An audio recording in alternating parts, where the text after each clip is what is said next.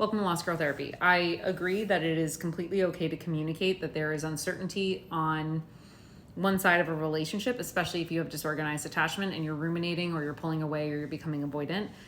The difficulty with disorganized attachment, though, is there is always an opt-out when it comes to working to resolve our anxiety. So my version of disorganized attachment has really high ruminations. It has a really high kind of like electric feeling when I'm in the anxious space and a really like muted dull in the avoidance space.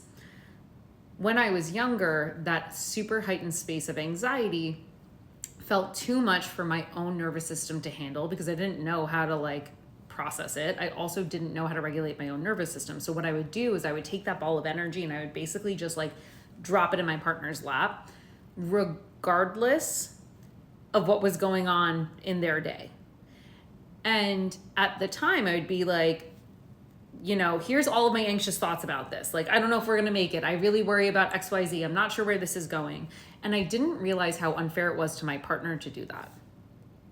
It wasn't until I had a secure partner who was able to say, hey, I want to talk about this with you, but, you know, dropping this in my lap on a Tuesday at 11 a.m., not great, especially when I saw you last night and everything was like chill, normal, fine.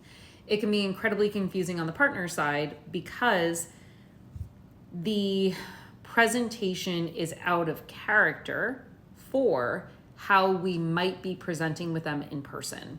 And this is where the distance with partnership really comes into play. So typically with disorganized, when you're around your partner, you actually feel like totally calm, good, safe, secure, wonderful.